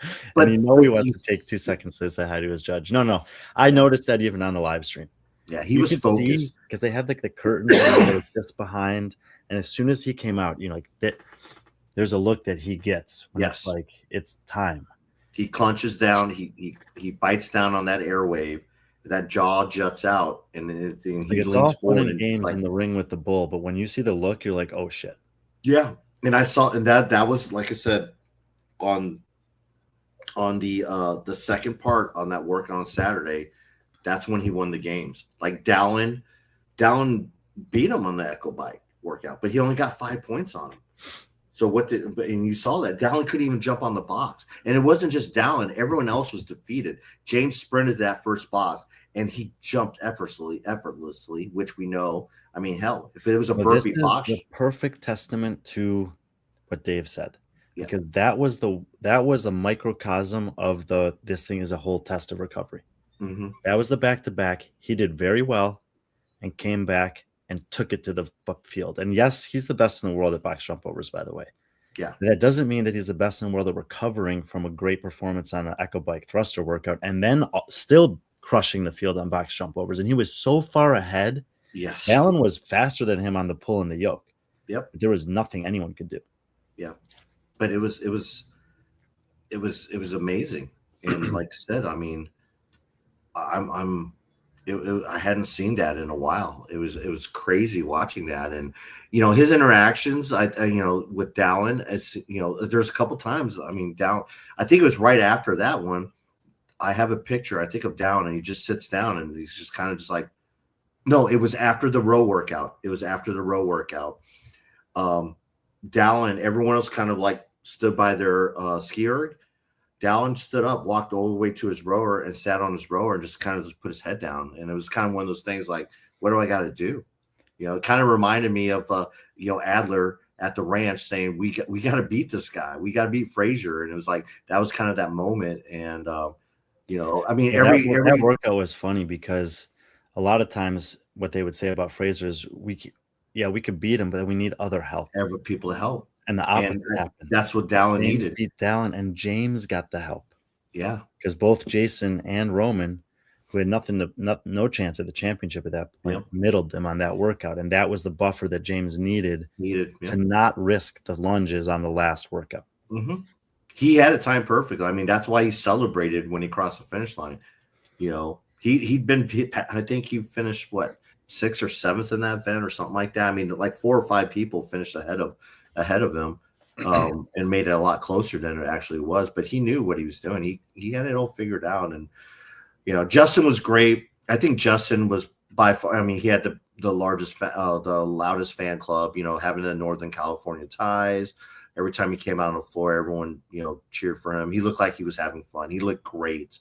He talked about it and summed it up perfectly. Like and I love the mental shift that not qualifying at Torian made me appreciate the qualifying process and allowed me to train and compete with more freedom, as opposed to if I had qualified at the place I expected to, that the pressure and expectation I would have put on myself. So what I'm really curious of is, I mean, because keep in mind, he was second at Rogue. Mm-hmm. He was in the mix at WFP finals. Then we saw Torian, which he didn't even know how to explain that. Yeah. But what I'm looking for, because he's not that much older than James and Dallin. Correct. But he also has potentially his best years still to come, which is kind of crazy considering he was dominating 4 years ago. Mm-hmm. But if he can find a way to just tap into that without circumstancing having to dictate it, that's when he becomes, to me, consistently dangerous. Do you think for him, that, and no shade on Adam or his coaches, but do you think at some point that Jason should consider a change? Justin should consider a change? We were talking a lot about the coaching, and I said we would get to this on the men's side, so I'm glad you asked at Monster Games this weekend. Mm-hmm. And someone posed the question, like, if you're Dallin Pepper, do you say to Matt Torres, like, you got to pick? Yeah. Because I can't have you coaching the guy that I can't beat. Mm-hmm. And then someone came up with this idea that actually, no. And they used figure skating as an example, a world I have no idea about. So I'm going to say this, and if it's not true, I apologize. But basically, they said all the best athletes train at the same camp because they know who the best camp is. And right now, that's the best camp. They've put 4 out of 6 athletes on the podium at the games. The top 2 spots in both divisions. 2 years ago, these same 2 guys were at the top 2. Like they were both on the podium last year. That's 3 years in a row. So, I mean, I think you got to be asking the question. Yeah, but I also look at it in terms of this, like Torres. I think Torres is trying to make them both champions and just letting them do. I'm giving you all the tools to do it. You guys got to figure out on the competition floor. I can't do it for you. I don't think he's. We all know he's not coaching like down less than he's coaching James. It, you know, I think he's got Dallon's coach's pass. James likes to have his buddy back there. Exactly. Exactly. So I just think I think Matt does a good job with that. I mean, he's gonna have, I mean, that's just how a lot of the coaches are. If you're the best coach, we talk about someone like Miriam who doesn't have a coach. Miriam should definitely be reaching out to some of these camps to get some of that. Brute, I think she'd be someone that'd be good for Brute or Proven. But you're going to get a coach that has an athlete. There's also this sort of like territorial thing, and I feel like Brute's a more normal fix. Like they've got a European presence. Proven doesn't really. They have U.S. and Australia, but maybe they want to expand out there. If I was any of those camps, I would be, after seeing what she posted today, that she wants to focus on CrossFit, drop some of the other stuff, and get a coach. I would be messaging. Oh, 100%. If I'm one of those Brute coaches that, I mean, we know Coach L has, he's really good at coaching multiple athletes. And I mean, and the same with, if I'm one of those Proven coaches, if I'm one of those, like any of those, I mean, I'm reaching out and I'm like, hey, what do I got to do? I mean, this offseason is going to be very telling for some of these athletes. I mean, what does Andre Houdet do? Does he continue coaching Victor, or was this it? Is Victor a free agent? There's a lot of questions. Someone like Dylan Hamming, who he's with Jarrett Smith, but it's stuff like that. But to kind of bring it back to Justin, it's like we've seen the ebbs and flows of Justin, and he's getting beat by his buddies who are under this training program. And it's one of those things you always hear: if you can't beat him, join him. I'm not saying he should leave and go to Brute. I'm just asking at what point does, you kind of, I don't know, maybe changes, maybe changes needed. I don't know. I don't think so. I love Adam. I think Adam does a really good job of adapting. And I think he's shown that, especially this year. Tell me about Jay. Because I consider Jay to be in this top group, but not a guy who can win competitions. He looked like a threat to win for a while. I thought he was. I thought he was going to pass up Dallin at one point. You asked me, it's like, who do you think is the bigger threat, Dallin or Jay? And I said Jay. I think Jay is, he's a younger version of Ricky. But not as strong as Ricky, but he has, it's just fun to watch. He moves so well out there. And he's arguably the best mover. Yeah. And I think that's what helps him more than anything. And he, to me, is like, I keep saying he's maximizing his potential, and he keeps improving on that. And it's like, was he 6th last year, 5th at Rogue, 3rd this year? And I think about one thing that we talked a lot about at Monster Games as well is, the athletes have all these opportunities. You mentioned it with the women. It's obviously true for the men, and how the athletes choose where and when to compete and how often is critical right now. They have to make those choices. Jay and Maddie made their decisions, and it's working. It has worked. They look very good. Yeah, but it's like, I don't know. It's, again, being in Australia, it's really hard. He's come over a couple times to do Wadapalooza. I would love to see him compete more, but just selfishly, would love to see him compete more. He might not be the type of athlete that doesn't want to compete, especially with all the travel and all that stuff. But, he makes any field he enters in better. 100%. And I think he makes himself better too, especially some of these guys who he's not familiar with, who might be taking points from him or whatever. I don't know. I'm pretty curious to see if he thinks about WFP now that they have a affiliation with Down Under. Like if big competition like that, if the WFP brings a tour step to Australia, that's the biggest competition that's ever been in Australia. And I've said before that I thought Ricky could win the games if it was in Australia. And Jay just beat Ricky at the games. Yeah. Well, even if he doesn't do the WFP season, he can certainly do that competition if they have one there, and just that would be sick, because now everyone's coming to you. Yeah, exactly. And then that's where was starting to go, is like, could he win that? Mm-hmm. If James comes there for that tour stop and Jay decides to do it, could he win? I mean, based on what we saw this weekend, especially knowing that we're speculating, but the tour stops are 7 workouts. I think Jay can beat James in 7 workouts. They're the right 7 workouts. Yeah, I mean, he's been beat. I mean, Dylan Hamming almost beat James in 5 workouts. Fair enough. You know, anyone else in the top 10 you want to mention? Then we'll go to Dylan Hamming. Guy. I mean, it was cool. Seeing him out there, he was having fun. You know, you saw him dancing. You know, cheering to the crowd, everything. I mean, it was good seeing him back out there after 2 years of not being there, and the fans welcomed him back. And he's a showman, and it was so funny. I think one of his biggest fans, believe it or not, is I think Tia.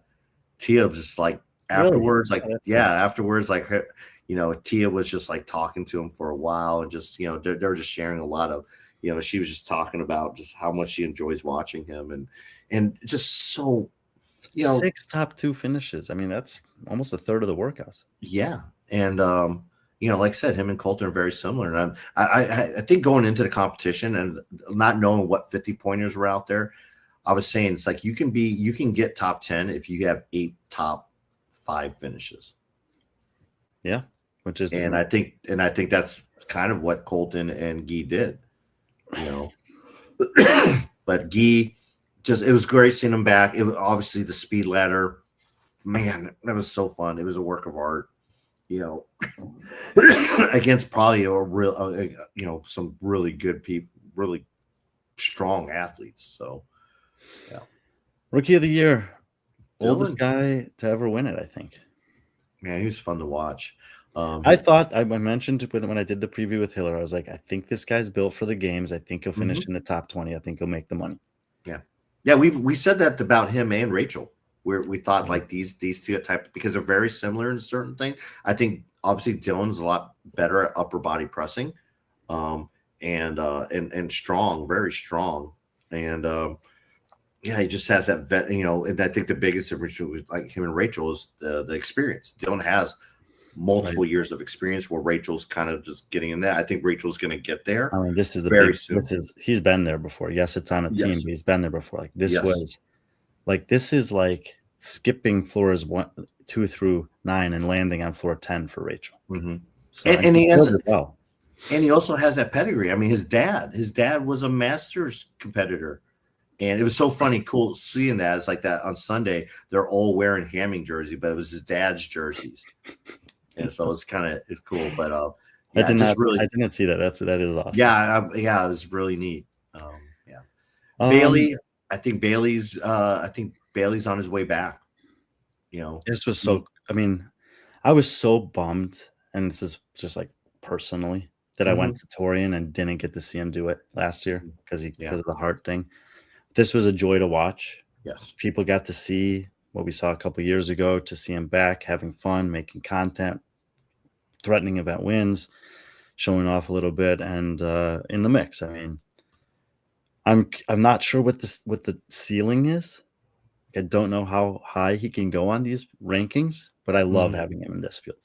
I think so too. Yeah, I don't know. He looks like he thrives when he's around the guys, like he's training with the guys.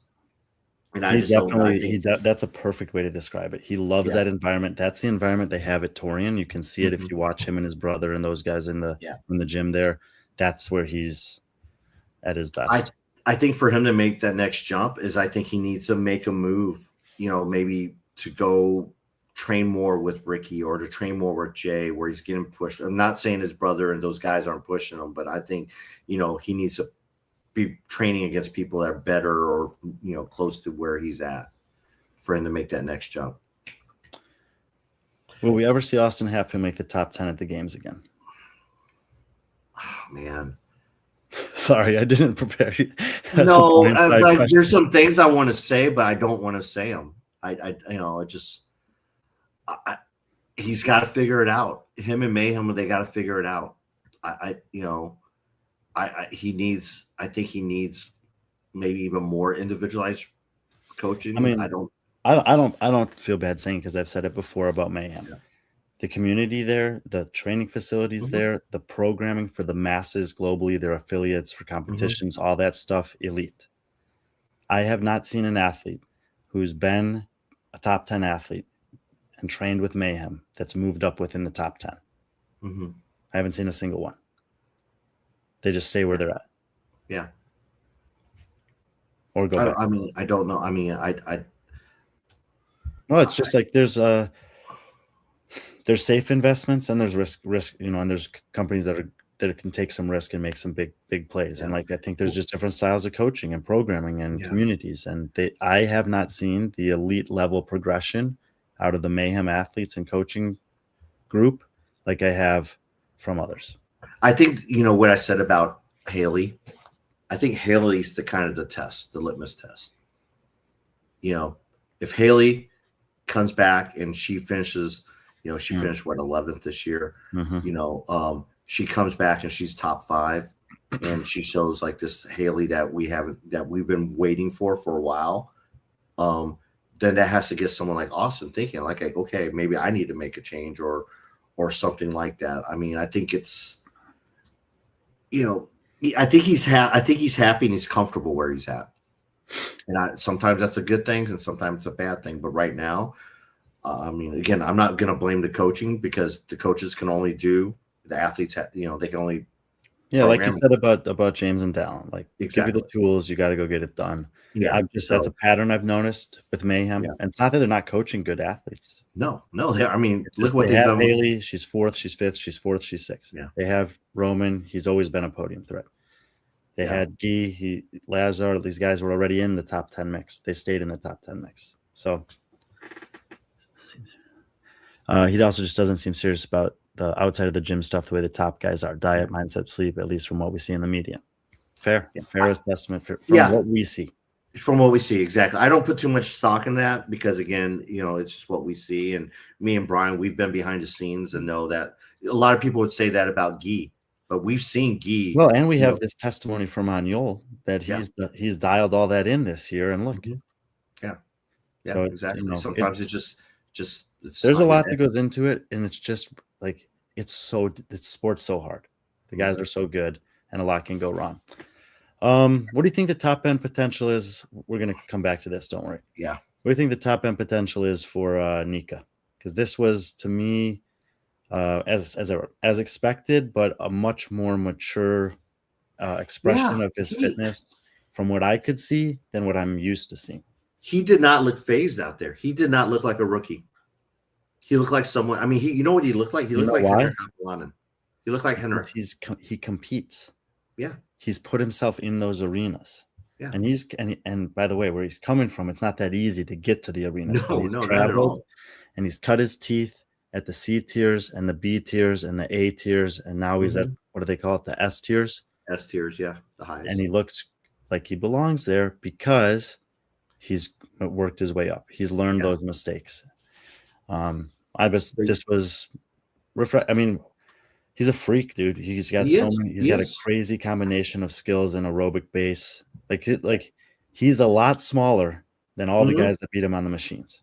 Yeah, but he was right. He did not look shook at all. He looked like he belonged there. He looked like and I think once he realized that, it kind of clicked. And I think he's just one of those guys. Like now that he's seen it, I don't know who coaches him, but I'm pretty sure they've never coached probably a games athlete or at that level. So they need to make an adjustment and raise the bar when it comes to training and competitions, or he needs to find go to one of these camps or find a coach, out there who can teach him to be at that level that already knows where he needs to be. But I was really impressed about Nika. That's like off the camera, behind the scenes stuff. Is he's practicing his English? Yeah. I think he knows. He totally understands that. I mean, you look at someone like Roman, it's like, he's still young. He knows he's very marketable. He has a very unique. Yeah, there's people that don't want to acknowledge it, but like that's a really good sign. All the athletes, he's going to be here for a while. Well, even think about Gabby. So I think the future's trending up for Nika Mazdaradze. All I want to say about Ty Jenkins is I saw his post, whatever. This is exactly where Dallin finished at that age. You're totally fine. 1 year makes a big difference when you're 20 to 21, 21 to 22, 22 to 23. Yeah. Ty is on par with the best males we've ever seen at this age. Yeah. So he just needs us, just perspective.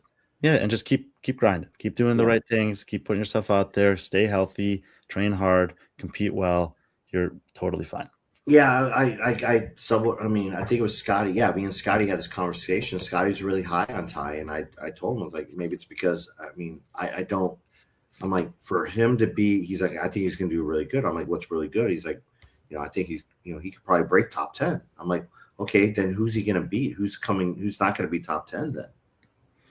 You just can't say someone's going to be top 10 and not remove someone from the top 10. Actually, every single person in the comment section does that. Yeah. You can do it. You got to replace it. It's like, hey, how do you play? I always ask that question. It's like, how do you not have so-and-so and blah, blah, blah. I'm like, who do you remove? I just want to, at this bottom 10 here, and then we'll come back to the legend. Yes. We got, after Saxon, we have all 3 guys who qualified for Madrid, both people who qualified from Copa Sur, the Rebel qualifier, the Far East qualifier, and 3 people from online. I would just be making notes if I was CrossFit about this as I'm planning next year. If the goal is to get 30 and to have the best, just take a look at that and realize also it's not the same case for the women. So that and same message for these guys. Making it here is amazing. And I would say none of these guys are going to be happy about this. But you see how you one see out of every 3 the guys that goes there's not going to be happy about it because you can't all make the money. You can't all make the top 10. Someone's got to lose. Yeah. I feel really good about someone like Quinn because he has that mentality. He's a little bit older. He has the experience. And I think he more than anyone in this bottom group probably learned. It was like you could tell he was soaking it all in. And he was like learning things and just watching people and how they react and what they were doing. Well, this is what I would say to Quinn, because I was watching his Instagram pretty closely coming into the games, and he's reckless in his preparation. I would say overtrained. I would say not like, and he has this mentality of like, I don't care. This is me. Sure. And that's okay. If that's who you are, then this is how it's going to be at a competition like this. You can get away with that at a lot of competitions. Yeah, I mean, with this one. I certainly would have not have told him to do a 20 event, pre-competition, simulation. And he took that trip out to the mountains, which that might have been perfect for him spiritually and with his relationships with other men and in his faith and his, and all that stuff. I'm not saying he shouldn't have done that. I'm saying I don't think that's the recipe for him to have the best placement on the leaderboard at this competition. But I also think he'll fit out of all those guys. He'll make that adjustment probably quicker. Well, he'll either say, "I don't care. This is my life, and I'm going to live it the way I want," or "That didn't work. I'm going to try something else." Yeah, I think it'll be more that because I think he got a taste of it. He thinks he knows. He thinks he belongs, and he wants to. He's got a bad taste in his mouth, and it's not just the Coors Light he had. I still think I'm 11 spots off. He was 11 spots worth, and I picked him. Yeah. If he could have been 15th. I think he's fit enough to be 15th. I just don't think he managed the last 6 weeks good enough to be 15th. All right. The last thing I want to talk about these guys and maybe, all right. Benjamin Reyes, I feel for that kid, is probably we've never had anyone that's completed a whole weekend at the CrossFit Games have that much differential in placement ever, men or women. That's completed every test. Yeah. We're talking 300. I mean, the points between him and Luis. Yeah, was almost 400 points. Right, which itself would have placed them higher. Which would have placed that alone placed them higher than himself. The bottom 4. It's just like, there's just there. That's I'm not saying because Benjamin Reyes earned it. We saw he did it at a live competition. whatever. But the thing is, what if someone like that came from the online semifinal? What if we might have, it just, there's got to be a better way. So that way we don't have that happen. And I mean, this is such an outlier though. And I know Hiller's clips with Dave and Guy's interview, yeah, but like we had Callian Souza on and we asked him about Ben Reyes and he talked about Ben Gutierrez. yeah. I don't know what happened down there in South America. There's a bunch of guys that we knew that finished like 3rd through 9th in that field. And then this guy popped up. And so you're like, okay, cool. But this alone should be like, hey, and South America shouldn't have 2 qualifiers out of it. I would be redistributing. Yes, I think that the math, the numbers, the performance speaks for itself. Yeah. There's no way that you could give 2 spots to South America based on performance. Yes. If you're continuing to give 1 to Far East. Yep. Because any of the guys that finished in the top 5 at Far East would have done better than Benjamin Reyes. Maybe top 3. And Callian is the other one, and he's right here, so. Yeah. And Callian, like I said, but Callian's proved himself. He did really good in the snatch. The snatch again, ladder. I think Callian's performance or results here, which is very close to what I thought, which is 10 spots less than he did last year. Yeah. Is the product of the depth, the increased quality of the field, and the clearly different style of programming. Yeah. I mean, no one is saying Callian Souza doesn't belong. I mean, everyone's like, okay, that guy should be. Yeah, that's what I'm saying. It's like, but the drop off between Callian and Benjamin Reyes, it's amazing in a bad way. And,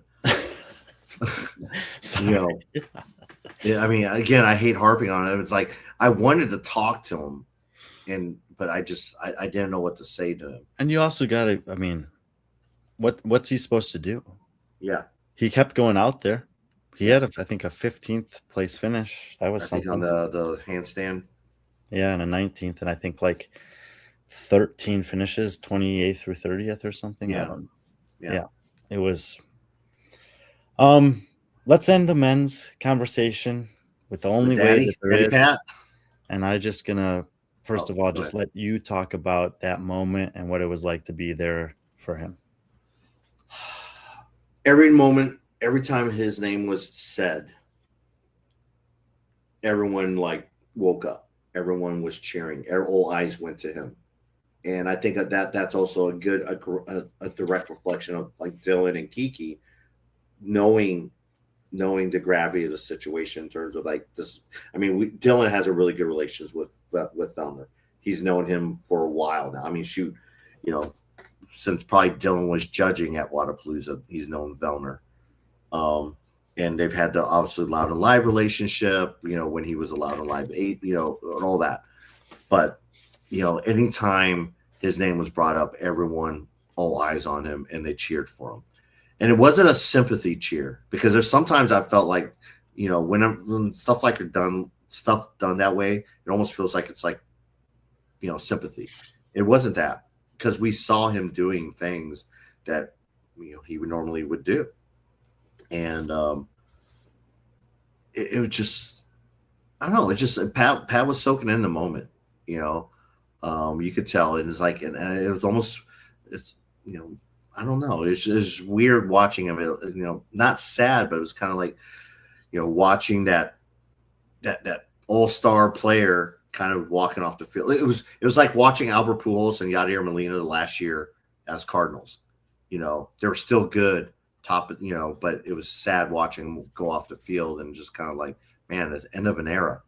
And I think Pat, that's it.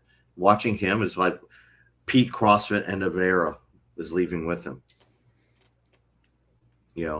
That era where CrossFit had the most success, that dragged you in, that dragged me in, that dragged probably 85% of the people that were at that, that's leaving us now. And now we got to replace someone like Pat. And how do we replace someone like Pat? We can't. Nah, man, he's one of a kind. He's one of one. And I have And it won't last, by the way, but I have said that I think he's the third best that's ever done it, behind Rich and Matt. Yep. But the number of years that Rich and Matt competed collectively, individually at the games is one more than Pat did on his own, or two more. And he's, you know, the stat I've thrown out there before is like he's made a major podium for 10 consecutive years. You know, he's won semifinals, he's won multiple Wadapaloozas, multiple Rogue Invitationals, and if Matt Fraser didn't exist, he would have won multiple times at the CrossFit Games. The fact, like the podium he made at WFP last year was crazy, and the condition that his body was in after the WFP finals last year, that he's found a way. That's what I wrote here. He found a way. I know it's Lucy's thing, but like he managed this season so far in a way that I don't understand. But honestly, his whole career is a career I don't understand. He's had a family. He's created, gotten married, and had kids. He's kept the job this entire time. He's these stories that he's sharing on Instagram over the course of this year of this like crazy stuff that's happening to him during competition, in the back, on the field, whatever. This guy is incredibly kind and loving, and also the toughest MFer you'll ever meet. But you don't think that when you see him. No. But if you look back at the totality of his career, he's absolutely just this Iron Man of fitness. Yeah. It's crazy because I was, you know, I told you this, like, you know, Rogue, the Saturday night after Rogue, when he was in the podium, I think he was third. You know, I got to spend time with him and talk with him for an hour or so while he was eating. It was just me and him in a booth, and he has such a, he knows what he's capable of, and he's you know, and he's very modest about it, and he's not afraid to tell people like what his weaknesses are, or if he sucks or this and that, or if he's great or whatever. You know, it's just, there's not many people like that are openly like that, especially at the top of the game. You know, there's a lot of ego, and you don't see much ego in Pat, and that's very hard to be one of the best and not have an ego. The other thing I'll say about Pat, because obviously people were, as expected, making the reels and the memes from the falls from the rings, but that's an element of sport, his sport, gymnastics, of knowing how to fall, knowing how to protect your body, and of athleticism. You also saw him crush the triple unders, just like he crushed the hurdle hops at Wadapalooza that year when him and Brent at 32 and 33 were beating all the young guys. And I asked him, how'd you do that? And they said, we played sports. And we talked about Ty. Ty played sports through his whole high school career. And he's got those little things. Like, keep an eye out for the guys coming up, because there's, you know, the shift has happened, right? There's people that they grow up in the gym and they grew up doing this sport, but they don't play sports, traditional sports that teach those little things. And I feel like his abilities to last over this period of time at a high level are rooted in that, just like Fikowski's were. And I think that Frony. And Frony preaches that 100%. He preaches that all the time. So it was you know, it's, you know, it's cool. It's his 10th year. He got the 10th event win somehow. Like, that was a, you know, I don't know if that was, it was so good on the picks or whatever, if Pat Vellner would get an event win. But when it was announced, like, you know, Pat's got, you know, when Dylan made that, I think it was Dylan that made the announcement, he said he's got the triple unders. I'm like, of course he does. You know, whenever he's that guy that, you know, he's probably had those for about 10 years now. Like, that's, you know, we've all been waiting for triple unders to come out, and knowing him, he probably had those. You know, it's like, okay, you know, I wish they come out when Fikowski was still competing. I would have loved to see that. That would have been great. But Grace, I did notice this, and it was kind of like, you know, I'm ignoring the tournament because I don't have anything nice to say about it.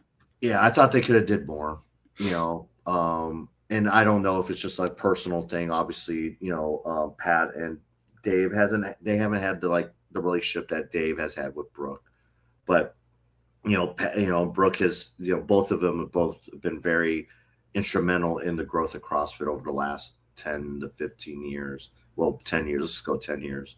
But yeah, to not have like a video package, and it's kind of like it felt like a slap in the face. I don't know, especially since he made the announcement a while ago, whereas Brooke made hers, right before the games, a month before the games. Yeah, and it's just like it's so much, again, it's yeah. And I hope I definitely see Rogue doing something. I mean, I would hope WFP does something. I don't know if he plans on, it'd be a shame not to see him at a SoCal or a Wadapalooza, if not competing as a guest to honor him, something like that, because he's meant so much to Wadapalooza as a company. So, but yeah, I think it could have been a lot more special if there was something like that instead of just a recognition and him doing his little curtsy and kind of walk. But he did not put his shoes out there, so is he really retired? I don't know. But neither did Brooke. So, no.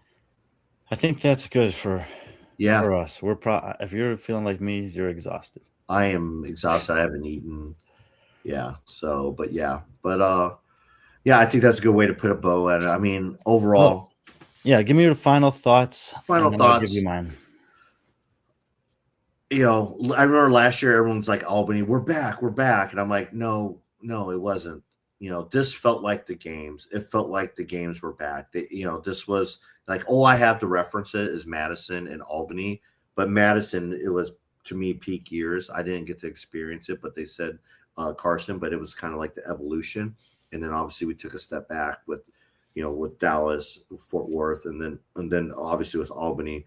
But CrossFit, they did, I think, all the right things, but I don't know if they did. I don't think they did enough things. I don't know if they did enough to bring it back. I think they did enough to keep the people that love CrossFit and are believing it there and believing that it's there. But I don't know if this CrossFit Games is going to make more affiliates open and more people want to do CrossFit. I don't know if it did that. I don't think it will do that. I hope I'm wrong. I really do. But overall, I thought the programming was, Dave did a really good job with the programming, with what he had. Of course, he had the blueprint already there, and he put it out there. I think the athletes had a good time. I think a lot of the athletes will say they enjoyed themselves and they were a part of it. And I think anyone that was there would say the same thing, that they had a good time and they were glad they were a part of it. I certainly feel that way. So thank you to CrossFit Games for rolling out the carpet for me again. And I had fun. It was cool. Yeah, thanks for going out there and representing B.Friendly Fitness and doing Mesa and Rue and Fury. Yeah, we had a crew out there, so we're rolling deep. 2 weeks before the games, I kind of said what I had to say about it, and outside of talking about the athletes and with Andrew, I intentionally just kind of stayed in the shadows. I just wanted to watch. I just wanted to see what it would be like. And I saw a lot of what you just talked about.